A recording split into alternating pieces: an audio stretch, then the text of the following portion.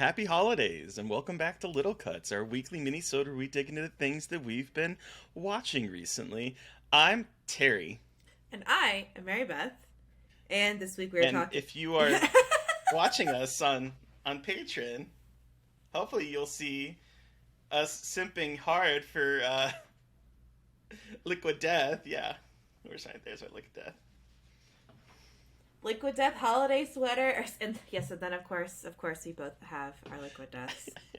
Shills! Corporate shills! That's all we are! That's all we are, and I don't care. Yeah, Mary Beth got the sweater, and I was like, "There's a sweater," and so of course I had to order one too. Yes. My friend bought it for me. She said, "This is the perfect thing for you." And it's The perfect thing. It's comfortable, too. It really is. I'm actually really warm. I know. I turned off the heat. Well, I had to turn off the heat anyway, but I was like, well, at least I'm wearing this, like, very thick sweater, so I will be very warm. But yes, this is... I wore this during an HR meeting at work. It was really funny. Yes! I was like, Merry Christmas, Happy Holidays. And so, well, this week we are talking a lot of stuff. We're talking Sam Raimi Westerns, Sad Irish Boys, monochromatic religious horror. Everybody. Yes, you got it. Melt your body. I'm so glad it was right. I just decided to go for it. So yes. A queer romance in Twitter's current movie of discourse. Are that the same thing or two different things?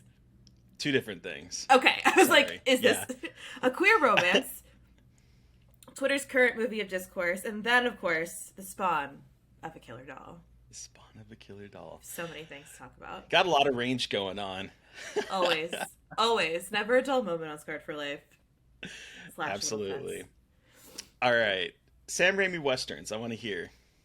So, last weekend, Steve was like, do you want to just watch something like kind of dumb and fun? And I was like, yeah, of course I do. And he said, do you want to watch The Quick and the Dead? It's on Netflix. And I was like, what is that? He's like, you don't know what The Quick and the Dead is? I'm like, no, I've never heard of it. He's like, it's the Sam Raimi Western with Sharon Stone, like, playing Clint Eastwood. And I was like, turn it on immediately. And let me tell you, folks, it's good as hell. It's goofy as shit. It's a Sam Raimi movie, but it's a Sam Raimi campy take on a Western. And it's incredible. Sharon Stone has never been hotter and never been... She is incredible in this movie. She plays a woman who comes to compete in a quick draw elimination competition in the Wild Wild West to basically, we find out, enact revenge against someone who killed her father. And it's just like a bunch of weird characters and people shooting each other real fast. And it's really fun, and it's really good. Leonardo DiCaprio is in it, and so is Gene Hackman and Russell Crowe, and everyone's, like, kind of hot and, like, sweaty and dusty and shooting guns real fast. It's great. I know I've seen this movie because my dad is a huge Western fan, and so I'm pretty sure we saw it. I don't think he liked it. I would never have watched it again because I'm not a Western person. I did not realize it was directed by Sam Raimi. Did not realize that. Sure is. And so I'm not like, so Steve really likes Westerns. I'm not a huge fan. I can appreciate some of them, but that's just like not for me. This one is one to watch because it's a Sam Raimi. You do like, he does like the crazy zooms and like, it's very campy, and it doesn't feel like kind of the usual kind of maybe typical Westerns. And also Sharon Stone is in it. There's no love interest. She's a bad bitch. She doesn't fall in love with anybody. She's like doing it, and it's just like, it's incredibly well done. And again, it's silly. It's not perfect, but it's just like, mwah, perfect in its own way. So that's on Netflix. The Quick and the Dead. Sam Raimi stays winning forever. I love him. He's such a good director. God, he's so fucking good. But, everybody, yeah, melt your body. What? What is this? So, this is Body Melt from 1993. Okay. It is part of my backlog. This one was recommended by a former guest of the show. This one was recommended by former guests of the show and also a fellow Patreon member, which is awesome. Carter Smith. Director the Carter love Smith. of my life. I love him. He's such a wonderful human being. Carter is the best. We love you. He really is. I love him. And I honestly, you know, they always say like don't meet your heroes, and then we talk to Carter and I'm just like, no, sometimes you can.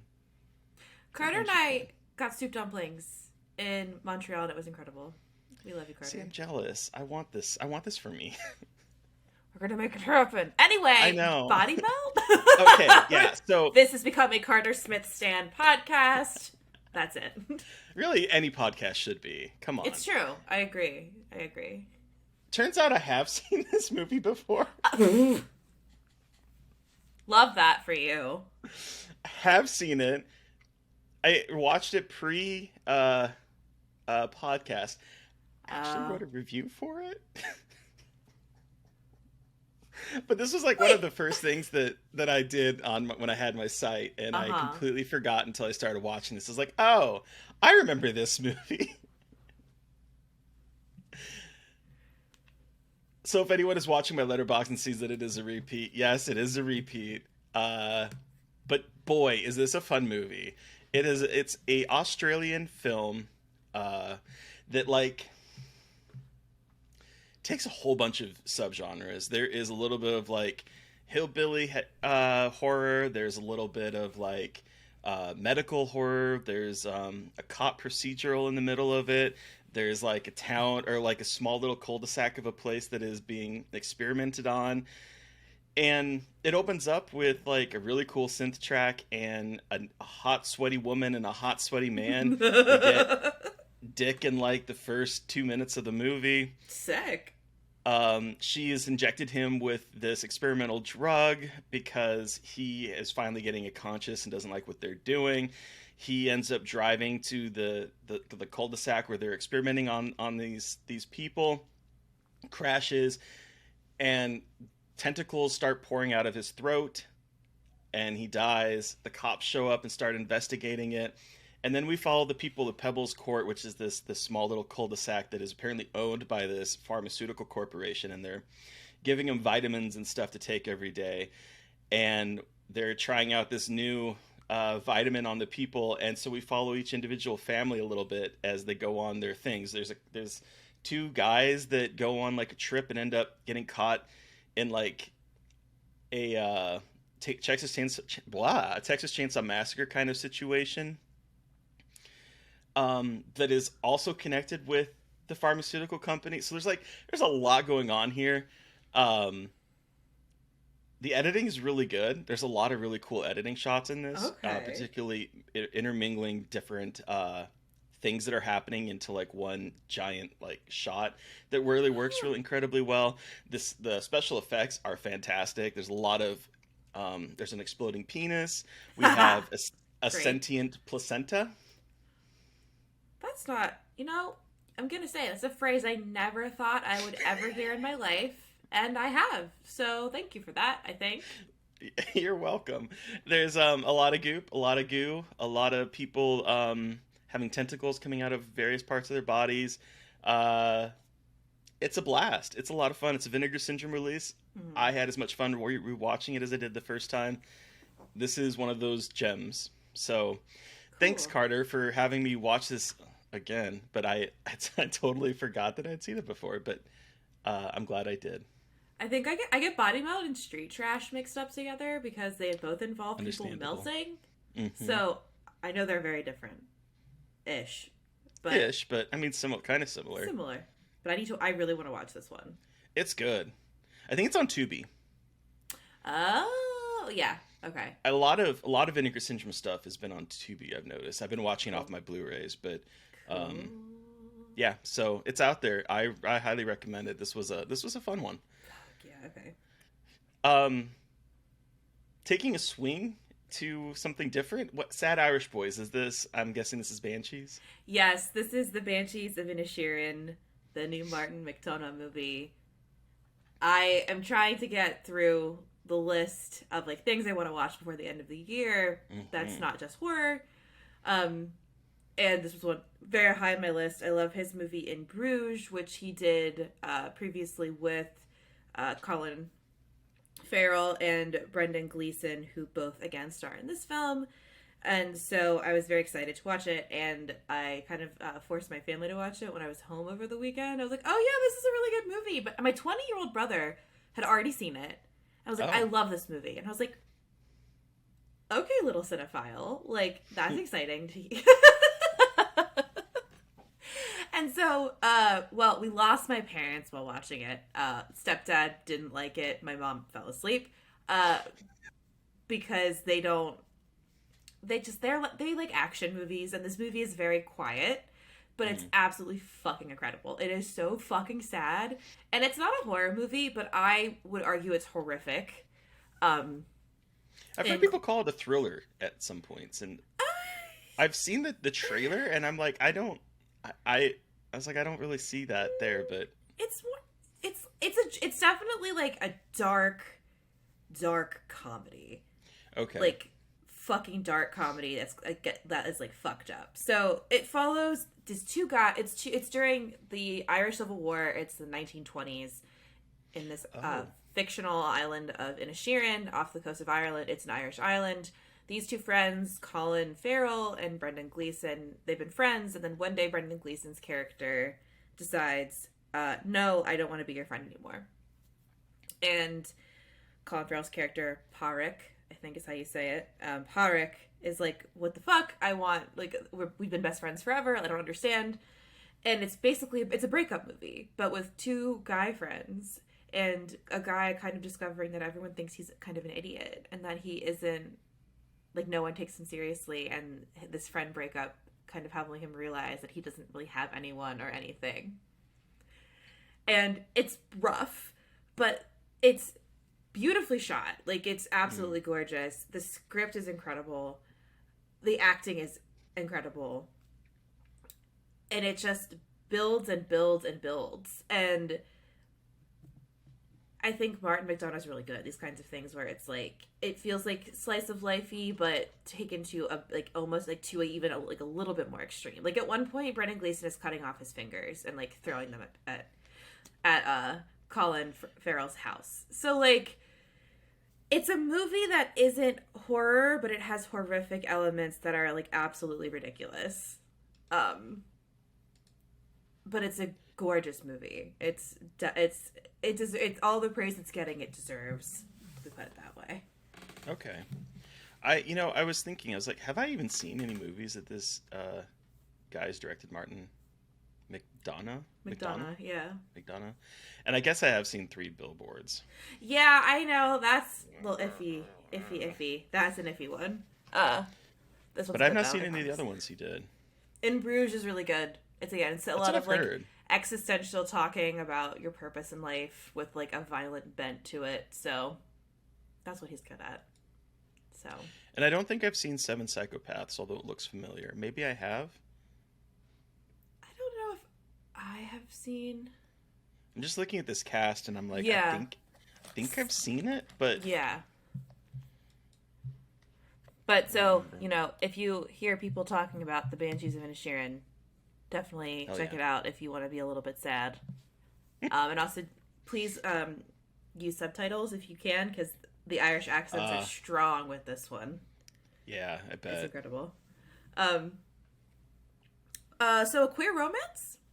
Yeah, so swipping? Swipping. We're swipping to something completely different. There's this Netflix series that is called SMILEY, and it is a Spanish series from Spain, Spanish, and it is about this hunky bartender at a gay club that is tired of the hookup scene, and he has this boyfriend, this fuck buddy that he wanted something to be more with, and he gives him a call on a landline instead of calling from his cell phone in order to try to, like, get him to pick up because he's not answering his phone calls. And he leaves this really long voicemail, And it turns out that the person he called was not his boyfriend, but some other random guy who is an architect. And he's like, maybe I should call him back. And so they call back. They start this little flirtatious thing through the phone. And then the architect shows up at the bar for like a date. And he's totally not the kind of guy that Alex, the bartender, would go for.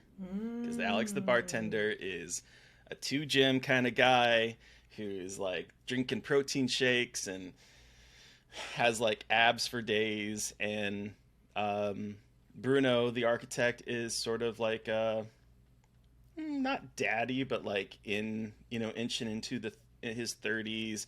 He's successful. He's a little in TV world frumpy. He's not frumpy at all. He's very good looking, but he's like definitely not the kind of abs for days, empty-headed fuckboy that Bruno or that Alex typically goes for. And if through like a whole like what 8 episodes, it kind of follows them sort of like missing each other, hooking up, maybe thinks something's there, but there's a problem in the queer community where it's almost like people want to win something and want to be the kind of not feel like they need to be attached. And so there's like that plays with that expectation where that we see inside both their heads at one point as they like see the scene play out in like a more beneficial way. And then because no one wants to make that first move and be vulnerable, they just end up leaving. And so there's like a lot of that going on here, and we start following them, and we follow the side characters. There's like a straight couple that are friends with the architect, and we also follow Bruno's bar owner friend, a woman who is a lesbian and is wanting something more from her relationship. And so we follow all these different characters, and it's this little kind of funny, sad, surprisingly moving portrayal of dating in the queer community in 2022. Huh. And it's good. I really enjoyed it. Smiley. It's on, where is it streaming? It's on Netflix, and it's called Netflix. Smiley. Cool. And it's really good. I've never heard of it. I highly recommend it. I had not heard of it. It just debuted, I think the 7th of this month, so it's new. That sounds. And I think it's kind of flying under the radar, but yeah. I recommend it. Hell yeah. Okay. Cool. Monochrome religious horror, though. Boy, we are just woo whiplashing. So again, trying to get through my 2022 releases. I watched The Righteous directed by Mark O'Brien. This came out in 2021, like in the festival circuit, but it didn't come to Arrow. Like it didn't get a wide release until this year. So I'm considering it a 2022 release. Mm-hmm. But it is black and white religious horror film where Henry Czerny plays a man who was once a priest but fell in love with another woman, so he left the church to be with his wife, who's played by Mimi Kuzik. Mimi Kuzik.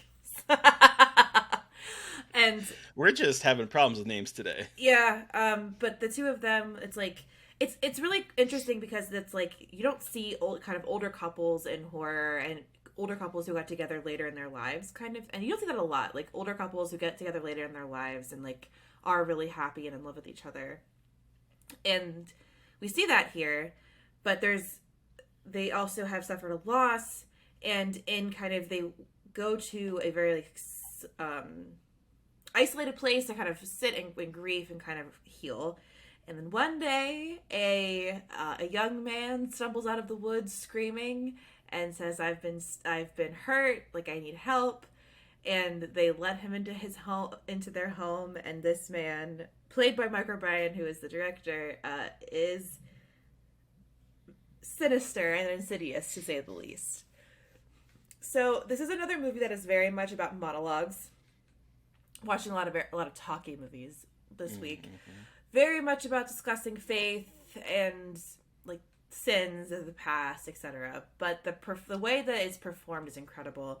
Henry Czerny is like on another level in this film. He's absolutely incredible, and all of the performances, like the trio of Czerny, Cusack and O'Brien, it's incredible to watch. It's kind of like it gives you goosebumps. And then the score is also absolutely incredible. Let me find who did the score, but it is downright chilling, and it is obviously a religious horror film, but it's not like possession horror, and it is a lot of talking about faith, but it's also talking about like an angry God, a God that is not the merciful God perhaps we think of. And I think that it gives me, it's not exactly like The Dark and the Wicked, but it kind of gives me similar vibes. Like, I was going to ask because you were like when you were explaining this, I was definitely feeling a little bit of Dark and the Wicked vibes. Yes, it definitely has the Dark and the Wicked vibes for sure. Way more dialogue, but it was one of the movies I've been like really wanting to see and trying to make time for, and I'm so glad I did. I don't know if it's gonna crack my top 10, but like it's just one of the more beautiful movies I've seen this year, and also a movie that has like one of the most foreboding and like just discomforting vibes I've seen in a very long time. Like the atmosphere of it is incredibly unsettling. So highly recommend. It's on the Arrow video player. If you subscribe to that, you can also find it on VOD and things like that. But I have an account, so it's another one that's kind of falling under the radar. It seems like a little bit. The Righteous. Yeah. It's so weird. Like it had. Sorry, Andrew Stanland is the composer, but it was so weird. Like it had all this festival buzz, and then it came out like middle of the, like, I think July or something, and like no one ever talked about it again when it came out, which is so weird and a bummer. So hopefully, I've been trying to be like, people watch it. It's really good.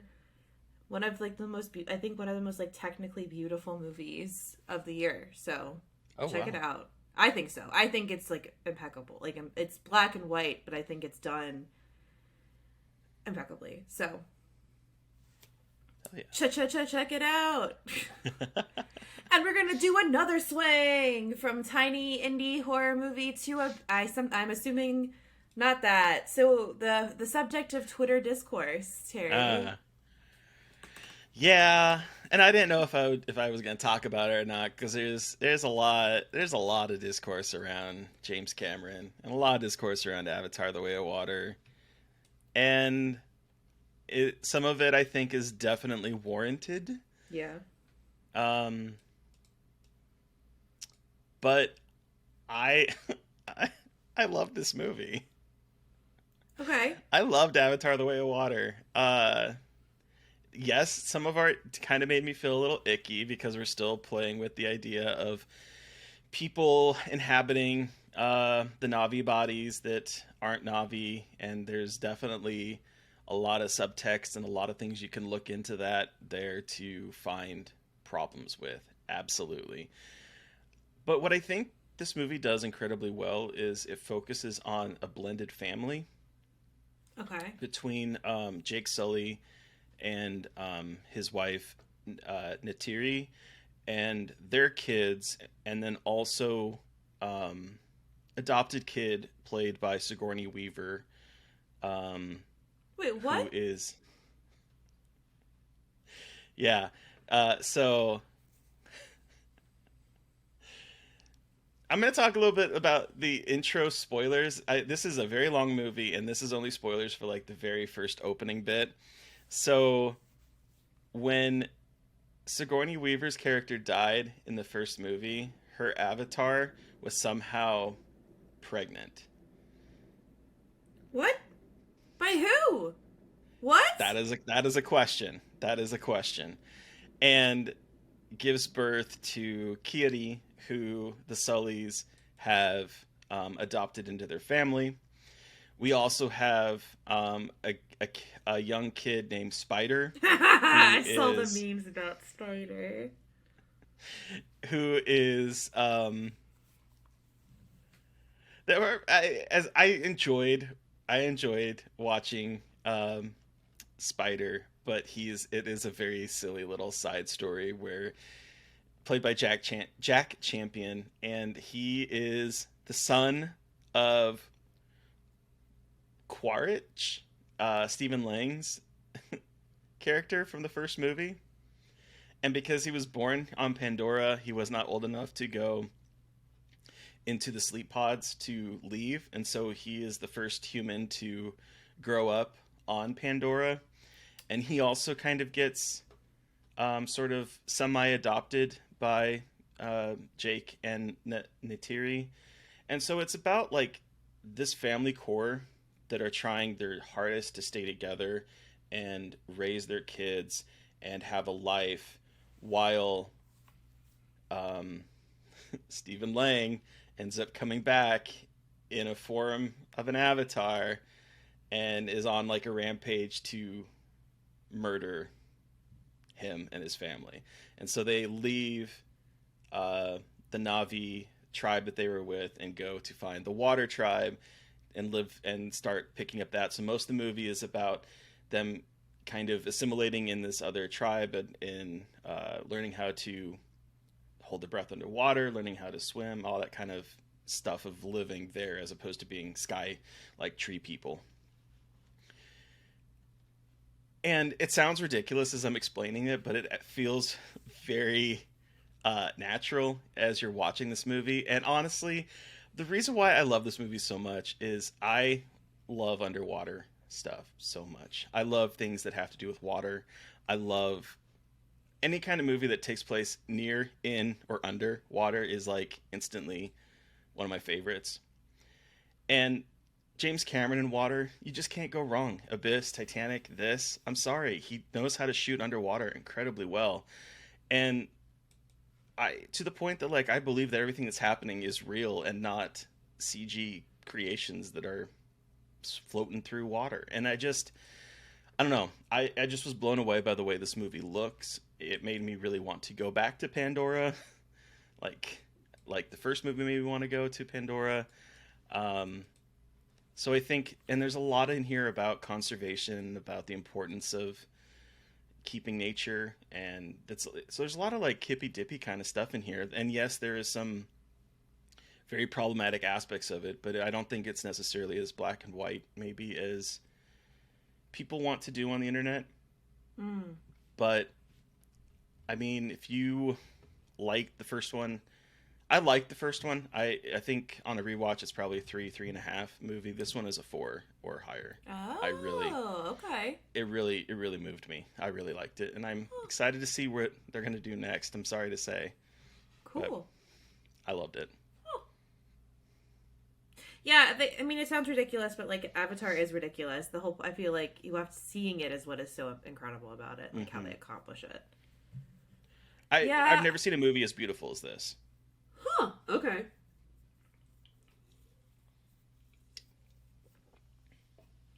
Or as well realized, I would say as well. Huh. You might have piqued my interest in going to see it because I really didn't have much interest in seeing it. But, okay. And he knows how to shoot a climax. The end of this movie is thrilling. I'm very Absolutely curious thrilling. to see how they're going to do. It was like they're doing a 5 in total, 6. Well, so he has like plans all the way up to I think 5 or 6 movies, but he's shot 3 has been shot. Okay. And they shot the first act of 4 because I think there's probably going to be a time jump. I have a feeling that once we get into 3 and 4, we're going to be leaving Jake and Neytiri behind for their kids. That makes sense. And so I think that in 4 potentially there would be like a time jump. Okay. But yeah. Cool. I mean, you know immediately whether you're going to want to go see this movie or not, but I would say as fans of the first one, if you are a fan of the first one, there's a lot to enjoy here. I'm sorry, it's not Avatar. Problematic. It's not Avatar. I'm just sick. And now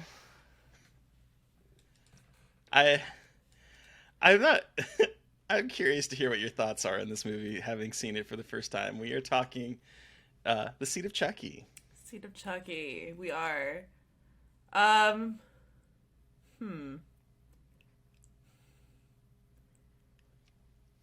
this franchise is really good at swinging in quality. Is how I will start this conversation. Okay. I didn't dislike it, but Bride, I loved Bride so much. And I think that I had been so hyped up about watching Seed of Chucky because of all of, I've edited and read a lot of articles about this movie and its use of, like non-binary, about, Glenda being a non-binary, gender non-conforming trans character. And I was excited to watch it. It didn't land as much as I thought it was going to for me. I think it feels like they saw the success of Bride of Chucky and that humor, and they swung really hard to be like, oh, people like this kind of like the one-liners, like the even more one-liners with Tiffany and all of that, and like they didn't always land. They felt a little bit cheaper and not as clever, but I fucking love a meta narrative with Jennifer Tilly being attacked by Tiffany and Tiffany wanting to be Jennifer Tilly. Absolutely incredible. 10 out of 10 plot, I will say. Like, incredible. Because my problem with Bride of Chucky was that I didn't give a shit about Julia Stiles and her boy toy, but having Jennifer Tilly be like the main focus with them, it's just so good. It's incredible. Yeah, that's my favorite part. I forgot how meta it gets with that, but I loved Tiff kind of simping for Jennifer Tilly. Everyone being concerned about Jennifer Tilly's weight, which was a thing in the 90s. Just like all of that. There's like a quote, and I don't remember exactly what the context for it because I just wrote this quote down. But Bound is on TV. Gina Gershon is fingering me. Oh yeah. Oh, they're on the phone. They're on the 3 call, and it's Tiffany on the phone with the assistant, and they're like, "What?" And their assistant's like, "Why are you screaming, Jennifer?" She's like, "Oh, it's Bound on the TV." Yes. Okay, that's right. So I full disclosure, I watched this early, like Saturday night, and I think I was falling asleep from Ambien. So like Hell I had my yeah. phone up and I was taking notes on it because I had a lot to watch this weekend, and I was like, if I don't watch this now, I don't know when I'm going to be able to watch it next. And so I was watching it there, and so I just had that line down. Apparently, it made Ambie and Terry laugh, and I was like, I don't remember the context for this line. I do like that Jennifer's assistant is sending her fake fan mail. Like, there's a lot of sort of like making fun of herself in a way that I thought was really interesting, particularly considering the time period this was coming out on, and her career was waning in a way. I love that. I love that, like that self-awareness of kind of her being, I like the reinventing myself as the Virgin Mary, and like I Yes, just in Redman's movie. I love that kind of poking fun at herself, and I think I always thought she was so charming, but this is like she has such a sense of humor about herself and what she's doing, and you can tell she loves doing it. She's like, yeah, I'll voice a fucking killer doll, like. Who gives a shit? And I just think I just wish she was in more stuff. I think she is so incredible. And I think she's more than really just like a joke. I think she does have really good comedic timing. And I just love that these movies give her multiple ways to shine. And I'm glad that this show keeps like, I've only watched a little bit of the show, but like her in the show, like, oh, just Jennifer Tilly forever. Jennifer Tilly in everything. Give her an award or something. She is just so good. But I guess, like, I did enjoy the Glenn. I was, like, surprised about the Glenn and Glenda stuff going on here. I know that's what a lot of people talk about with Glenn and Glenda. But when the character becomes crazy psycho Tiffany at the end, I was like, ooh, I don't know. This might have lost me a little bit in their representation. We are going into, like, Norman Bates Buffalo Bill territory of like, because again, they have these really great conversations of like, sometimes I'm a boy and sometimes I'm a girl, it doesn't matter. And I was like, okay, like I'm feeling these conversations, but then all of a sudden it becomes like the evil, almost evil trans character trope, and I was a little bit disappointed in that. Yeah, I mean, yeah, I think I think the context of the time this came out too is really important. Yes, I was gonna say 2004. Yeah. And I do know that I did find, because I was curious if I could find some like quotes on it. And there was one where Mancini said the note that came down was, "This is too gay." And he said there was a lot of the core horror fans who are young straight guys who were like, "What the hell is this?" He's remembering thinking back on this time. And he talks about how, "I think why gay men are drawn to horror is that outside identification with figures ranging from Frankenstein's monster to Carrie, you have the lonely, misunderstood monster, or what the world perceives as a monster, but we, the audience, are inside them with their hearts, and we know that they're beautiful but misunderstood and corrupted by the evil world." And so I think that there's some interesting things definitely going on here, but I do agree that some of the way that it tackles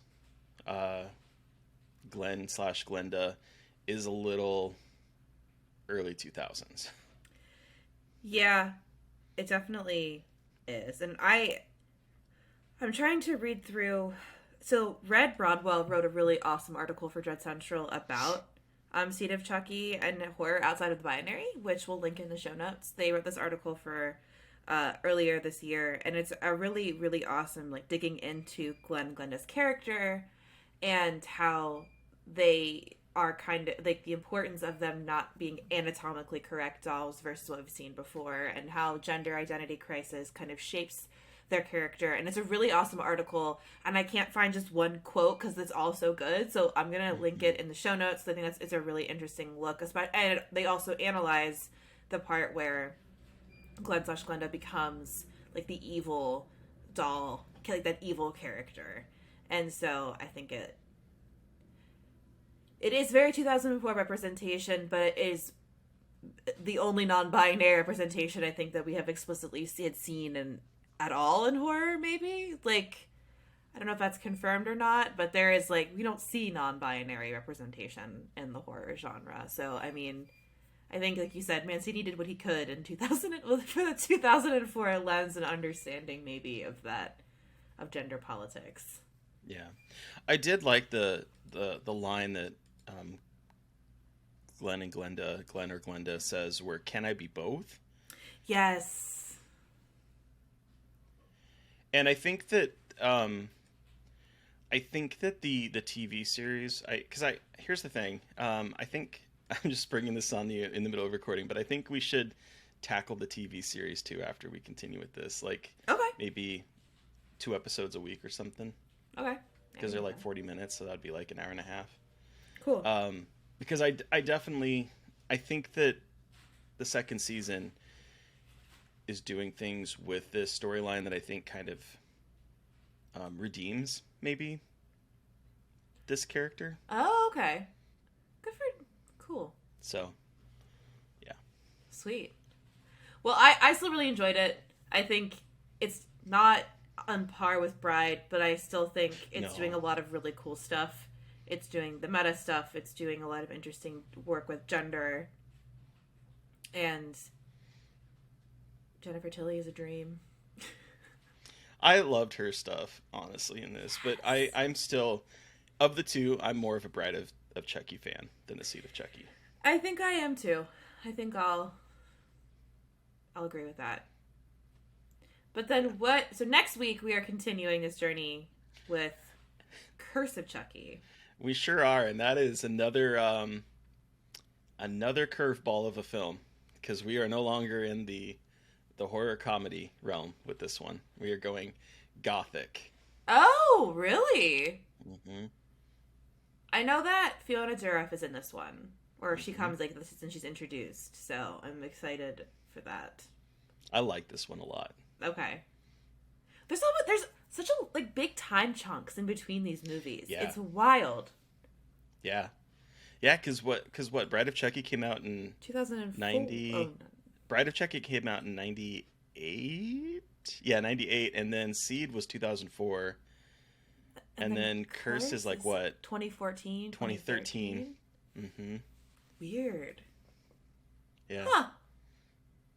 Well, I'm excited to watch it. I really enjoy this one. Cool. Sweet. But who are we talking with on Monday, Mary Beth? So, on Monday, we are chatting with Alex Phillips. He is the director of the incredibly divisive horror film All Jacked Up and Full of Worms. Yeah. And we're talking about A Clockwork Orange. So it's a wild conversation, everybody. About two very wild movies. Two very wild movies. So yeah. Buckle up. It's a weird one. Get some worms. Get some But listeners, you've heard from us. We want to hear from you. Did you watch a film that we watched this week and have thoughts? Do you have suggestions for things we should be covering? Send us an email at scarredforlifepodcast@gmail.com or reach out to us directly on Twitter. I'm at MB McAndrews. And I'm McGailey Dreadful. And of course, don't forget to follow the podcast on Twitter at Scarred Podcast. And please don't forget to review, rate, subscribe, and sign up for our Patreon. We had 2 episodes drop for the highest tier. You could be watching us right now with our fun, little surprise festive shirts. There's some antics that happen sometimes. We're recording Fresh Wounds for January tomorrow, and we're really excited for it. I cannot wait to revisit this one. So yeah, there's a lot of content coming your way. Content. Thank you to Eric Power for artwork. Thank you to Sean Keller for our music. Thank you everyone for listening. Please stay safe out there, but most importantly, stay creepy. And until next time.